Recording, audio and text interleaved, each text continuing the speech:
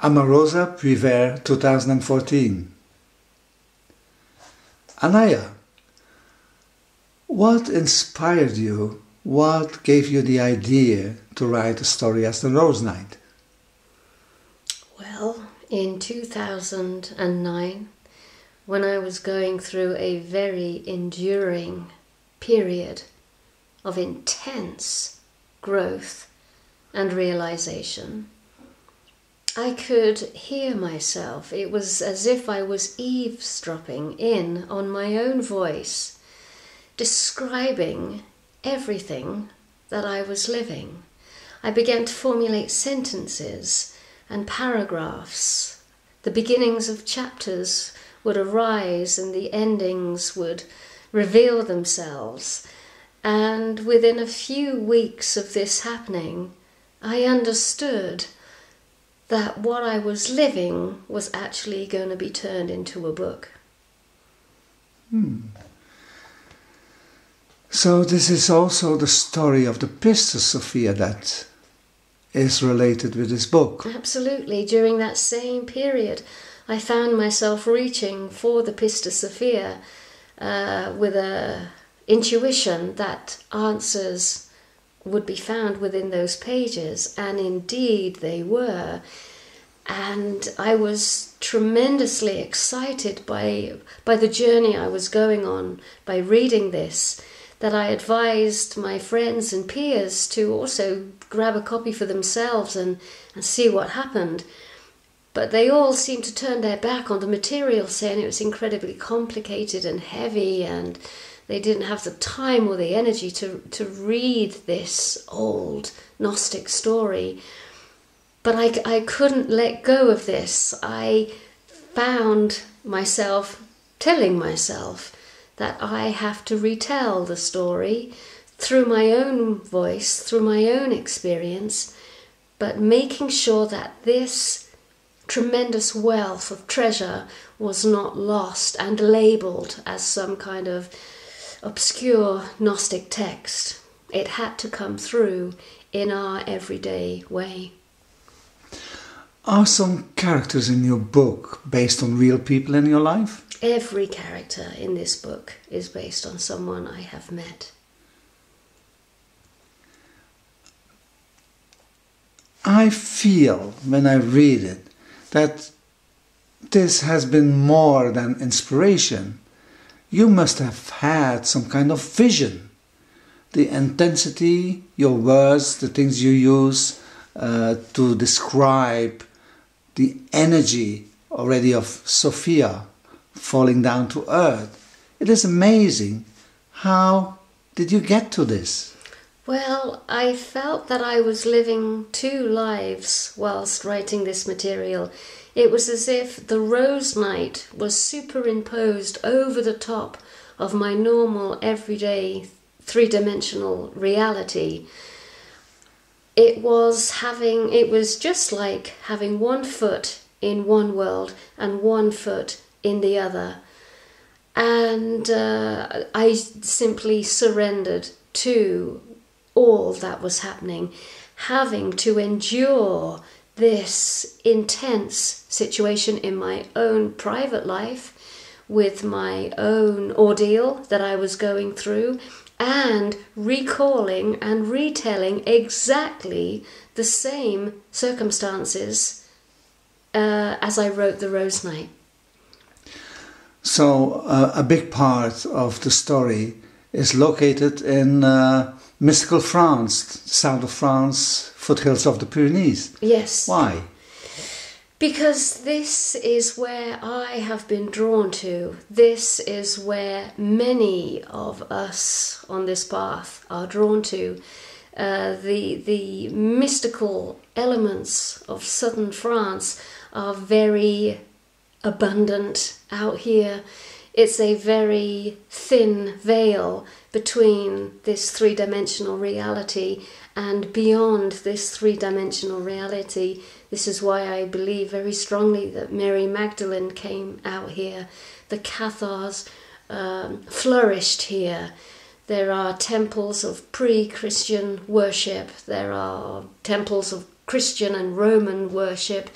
And we're still here. There are people here still worshipping this particular energy that is woven and pulsing through the land here. I understand that the Rose Night has been going, tells about events in your life, real people. I have a feeling that the Rose Night also changes your life. It's like it guides you into a direction. Absolutely. I feel that the words come off the page, enter a place within your own brain and psyche, that it not only opens up a doorway for you to explore and enter, but also becomes a guiding companion on that journey, and that is, of course, the Holy Sophia herself. So this novel is not just a novel. No, it's an entity. I hear so many people say, oh, this is my story. I can recognize myself in it. That's right. It's because you can.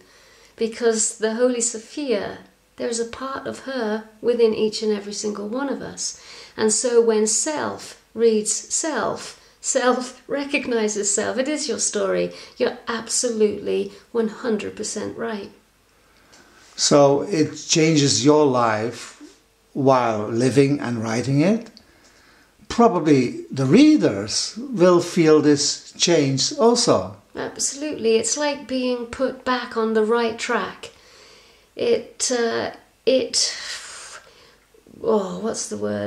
Recapitulates you, re-navigates you, reorganizes you, and literally puts everything in its right place. It is the start of a trilogy, as the first part of a trilogy. That's right, yes. So what can we expect in the future? Do you have any clue yet, or is this also for you a mystery? It is. Timing is most definitely a mystery for me. I'm hoping this winter I will write part 2, which is the return of the Grail King, which is where we step into the terrain of the archetypal story of the two brothers, the light brother and the dark brother, which is again the continuation of the Pistis Sophia. I'm hoping that will reveal itself by spring 2015.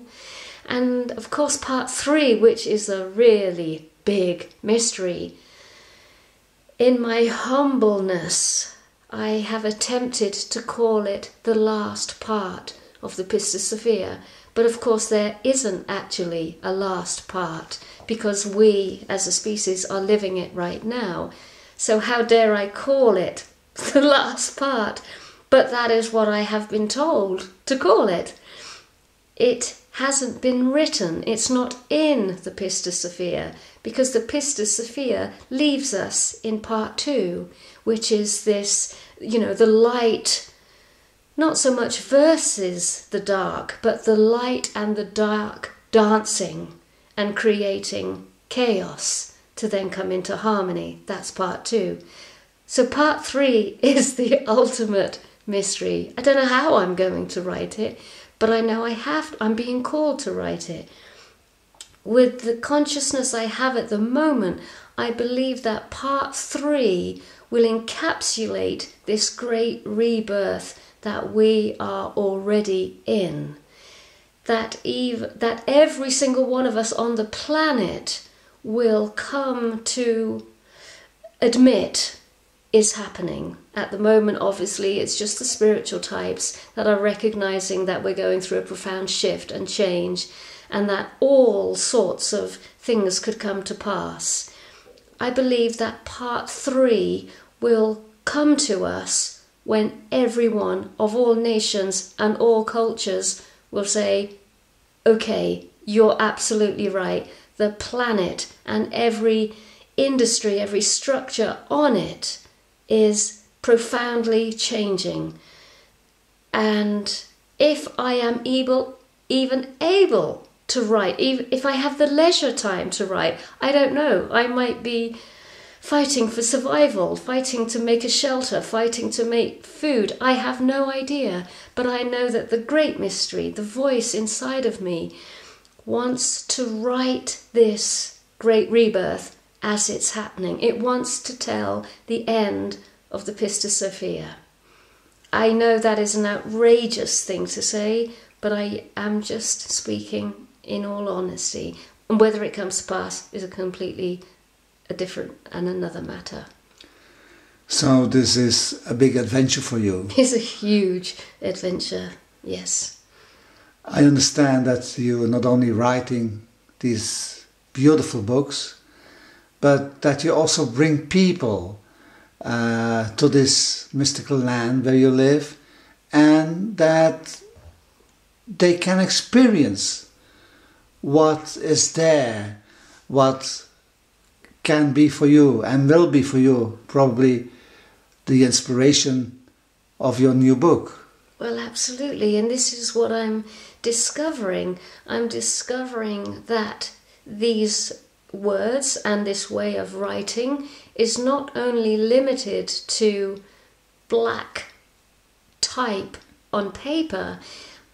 I'm also discovering that this way of expressing also uses my voice, and I'm able to speak in this way that the story is being told to me, to these groups. And so there's like a preparation. I can prepare them to enter these sacred sites that we take people to. And of course, once you're there, once you're on the sacred site, the energy does what it does best, which is to provide with grace, if we're lucky, a very deep and lasting experience. One last question. What is your dream? My dream is that the Rose Night offers fathomless support, guidance, and faith during this period that we're in. And that the Holy Sophia is not lost to yet another goddess or deity, but she is actually realized to be the great mother, the mother of all creation. And that she appears within us as a loving, tender, holy, patient, and profound mother that she is to us, and that we cleave to her,